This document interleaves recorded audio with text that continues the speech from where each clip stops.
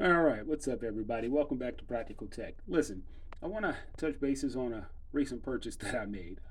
I made the upgrade to the Hyundai Ioniq 5.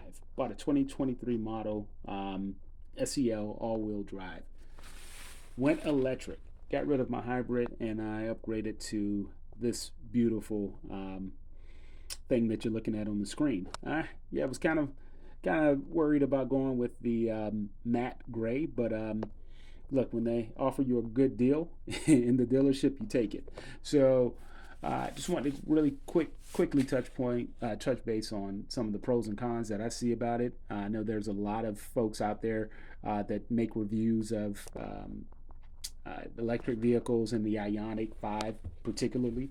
Um, I followed this guy, the Ionic guy, as well as Cars Jubilee, I think it's his name, maybe. Just really dive in deep to see what their experiences were with the car. And from that, I made my purchase.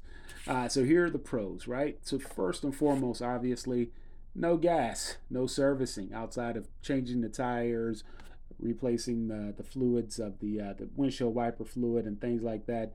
It's literally that simple. It's a weight lifted off of my shoulders, just rotating the tires, and I think most of the folks, if you're like me, you got that included with your purchase. So literally for like the next 2 3 years, I don't have to pay for anything servicing the vehicle. And then also when you take it in, they do your up over the air update. So it's not quite where Tesla's at yet, where they'll give you an over the air update while it's sitting in your garage, but nonetheless, it's awesome. All right. Second thing I like about it, extended interior space, right? So you look at the car, you're like, this is a little hatchback, it's going to be cramped up. But because of the way the vehicle is built and because there's no engine, uh, your front seat and your back seat, it rides like a legitimate SUV, and you'll find that in the Ionic car as well. I guess the six, because there's no internal interior engine parts or anything like that. There's no center console that you know requires for that big hump to be in the middle of the car. Everything's just a little bit more spacious, which is awesome. So if you have kids, teenagers, or whatnot, they'll all ride comfortably in this type of vehicle.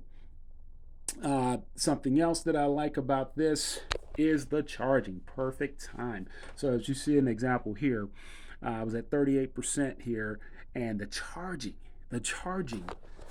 I go to some of these charging stations, literally 18 minutes to get from 20% to 18 or to 80%. Legit. At most fast charging stations, Electrify America or ChargePoint, it's legit. Um, I go there and charge up for about 20 minutes. And before I get ready to go, I see some of the guys and girls looking at me like, oh my God, he's already leaving.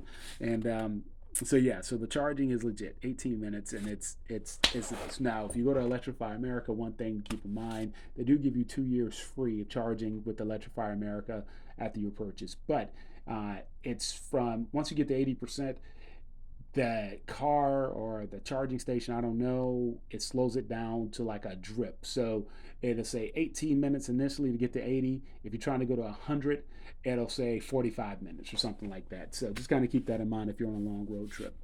Um, Cons.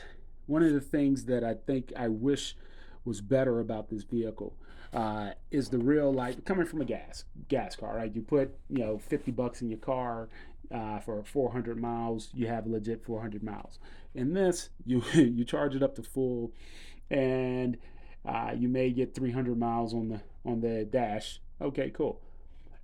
Just go ahead and take about 50 miles off of that, right? And know that, hey, look, if it says you have 300, legitimately you have about 250 miles of range to make it wherever you're going to make it. And then you want to still give yourself a buffer of about 20 miles because you don't want to get somewhere and be right on E or on no charge. So that's one thing to kind of keep in mind because you're going to go a little bit faster. You're going to go 70, 80 miles an hour if you're on the highway. You're blowing the air conditioning. You're using things inside the vehicle, so it uses up more power. So the real life range, that's something to get used to. That's more of just a transition from a gas powered car to a electric vehicle. Lack of cameras. This is more of just an internal thing for me. Got the SEL all wheel drive.